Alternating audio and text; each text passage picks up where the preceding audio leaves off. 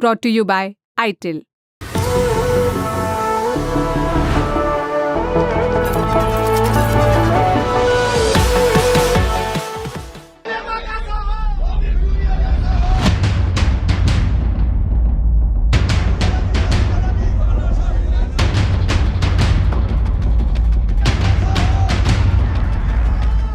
नारेबाजी की ये तस्वीरें बीजेपी के जम्मू दफ्तर की हैं। बीजेपी कार्यकर्ताओं को अक्सर अनुशासित कार्यकर्ता कहा जाता है, लेकिन बीजेपी दफ्तर में ये अनुशासनहीनता इसलिए हुई क्योंकि जम्मू कश्मीर विधानसभा चुनाव के लिए पार्टी की पहली लिस्ट जारी होने के बाद उसमें से कई बड़े नेताओं के नाम गायब थे।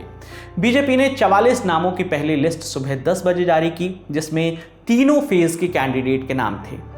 कहा जाता है कि बीजेपी एक बार कोई निर्णय ले तो वो अपने फैसले पर अडिग रहती है, लेकिन पहली लिस्ट का विरोध होते ही 2 घंटे बाद पार्टी ने 15 नामों की नई लिस्ट जारी की। इसमें सिर्फ फर्स्ट फेज के कैंडिडेट के नाम थे। लिस्ट में बीजेपी ने 1 महिला उम्मीदवार और 1 कश्मीरी पंडित को टिकट दिया है। बीजेपी ने कश्मीर घाटी की शंगस अनंतनाग पूर्व सीट से कश्मीरी पंडित वीर सराफ को टिकट दिया है, जबकि शगुन परिहार को किश्तवाड़ से उम्मीदवार बनाया है। वो इकलौती महिला उम्मीदवार हैं इस लिस्ट में। इसके कुछ देर बाद पार्टी ने एक सेकेंड लिस्ट भी जारी की, जिसमें सिर्फ 1 ही नाम था। बदली हुई लिस्ट आने के बाद भी जम्मू में भाजपा दफ्तर पर कार्यकर्ताओं ने प्रदर्शन जारी रखा। यहाँ ओमी खजूरिया के समर्थकों ने नारे लगाए। जिनका नाम लिस्ट में नहीं है वो जम्मू उत्तर से चुनाव लड़ते आए हैं। यहाँ कांग्रेस से भाजपा में आए श्यामलाल शर्मा को टिकट दिया गया है।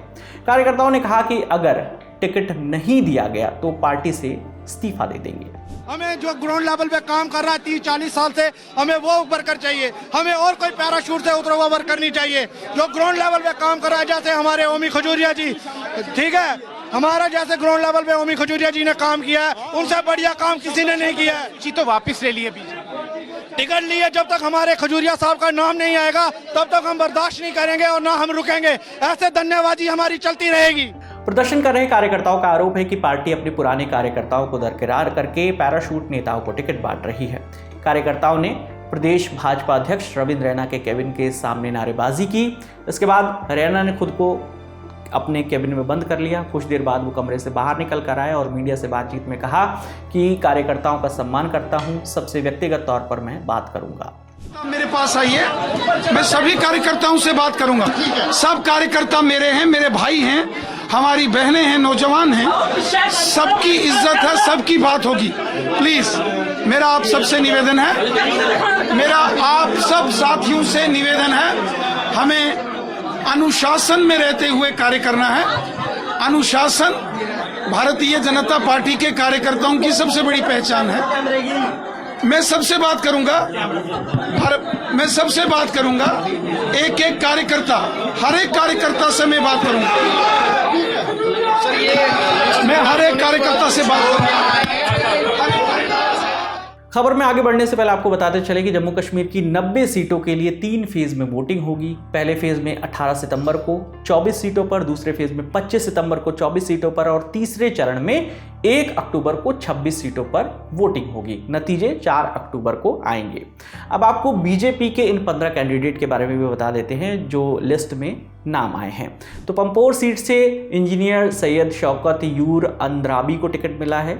राजपुरा से अरशीद भट्ट, शोपिया से जावेद अहमद कादरी, अनंतनाग पश्चिम से मोहम्मद रफीक वानी, अनंतनाग से एडवोकेट सैयद वजाहत, श्री गुफवाड़ा बिजबेहरा से सोफी यूसुफ, शानगोस अनंतनाग पूर्व से वीर सराफ, इंदरवल से तारिकीन, किश्तवाड़ से शगुन परिहार, पांडेर नागसैनी से सुनील शर्मा, भद्रवाह से दलीप सिंह परिहार, डोडा से गजय सिंह राणा, डोडा पश्चिम से शक्तिराज परिहार, रामबन से राकेश ठाकुर और बनिहाल से सलीम भट्ट को टिकट दिया गया है। इसके अलावा बीजेपी ने कुछ देर बाद एक सेकेंड लिस्ट भी जारी की, जिसमें सिर्फ एक ही नाम था, जो कि कोकरनाग सीट से चौधरी रोशन हुसैन गुजर को टिकट दिया गया है। जैसे कि हमने आपको पहले ही बताया कि पहले फेज में 24 सीटें हैं। भाजपा ने इनमें से कुल 16 उम्मीदवारों के नाम फाइनल किए हैं। 8 कैंडिडेट का ऐलान होना फिलहाल बाकी है।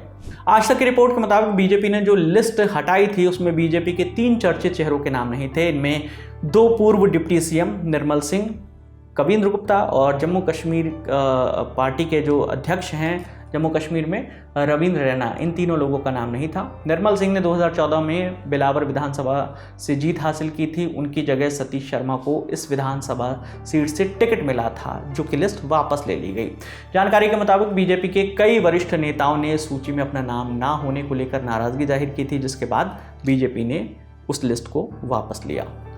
जम्मू कश्मीर विधानसभा चुनाव के मद्देनज़र भाजपा से पहले 3 पार्टियां जो है अपने कैंडिडेट की लिस्ट जारी कर चुकी है। इसमें जम्मू कश्मीर के पूर्व मुख्यमंत्री गुलाम नबी आज़ाद की डेमोक्रेटिक प्रोग्रेसिव आज़ाद पार्टी, अरविंद केजरीवाल की आम आदमी पार्टी और बैन संगठन जिस पर बैन लगा हुआ है जमाते इस्लामी पार्टी, इन तीनों ने अपने कैंडिडेट के नाम अनाउंस कर दिए हैं। डेमोक्रेटिक प्रोग्रेसिव आज़ाद पार्टी ने उम्मीदवारों की पहली लिस्ट 25 अगस्त को जारी की। लिस्ट में 13 नामों का ऐलान किया गया है। पार्टी ने गांदरबल से नेशनल कॉन्फ्रेंस नेता और पूर्व मुख्यमंत्री उमर अब्दुल्ला के सामने कैसर सुल्तान गनी को उतारा है। वहीं पूर्व मंत्री अब्दुल मजीद वानी को डोडा पूर्व और राज्य के पूर्व एडवोकेट जनरल असलम गनी को भद्रवाह से प्रत्याशी बनाया है। अब आम आदमी पार्टी की बात करें तो उनकी पहली लिस्ट में 7 उम्मीदवारों के नाम हैं। पार्टी ने पुलवामा से फयाज अहमद सोफ़ी, राजपुरा से मुदस्सिर हुसैन, देवसर से शेख फिदा हुसैन, डोरू से मोहसिन शफकत मीर, डोडा से महराज दीन मलिक, डोडा वेस्ट से यासिर शफ़ी मट्टो और बनिहाल से मुदस्सिर अजमत मीर को टिकट दिया है। इसके अलावा जमाते इस्लामी पार्टी ने 7 सीटों पर निर्दलीय चुनाव लड़ने का ऐलान किया है। ये पार्टी कुलगाम, देवसर, अनंतनाग, बिजबेहरा, शोपिया, जैनपुरा, पुलवामा, राजपुरा और त्राल सीटों पर अपने उम्मीदवार उतारेगी। गुलाम कादिर वानी के नेतृत्व वाली इस पार्टी को साल 2019 में केंद्र सरकार ने यूएपीए एक्ट 1967 के तहत गैर कानूनी संगठन करार किया था और इस पर बैन लगा दिया था। इस साल फरवरी में ये बैन 5 साल के लिए बढ़ा दिया गया है। इस पूरी खबर पर आपकी जो भी राय है आप हमें कमेंट सेक्शन में जरूर बताइएगा। मेरा नाम है विकास वर्मा, देखते रहिए दी ललन टॉप। शुक्रिया। सवाल कुछ गंभीर है, मतलब ये चिया सीड्स और किनोआ की बकैती क्या है? अजवाइन का पानी पीने से वजन सच में कम होता है? इंटरमिटेंट फास्टिंग फायदा है या इंसान भूखा बस रह जाता है? और क्या कलेजे में उठता हर दर्द यमराज से मिलवाता है? गूगल ये कब तक मेरे हर सिम्टम को कैंसर बताएगा? मामला संगीन है, कंफ्यूजन महीन है, तो यहाँ वहाँ भटक कर क्यों खुद को उलझाएं? एक्सपर्ट्स और डॉक्टर्स की सुनकर हर गुत्थी सुलझाएं। 29 अगस्त को सुबह 11 बजे से देखिए सेहत अड्डा। अगर आप भी बनना चाहते हैं सेहत अड्डा का हिस्सा तो डिस्क्रिप्शन पर दिए लिंक या वेबसाइट पर बने बैनर पर करिए क्लिक।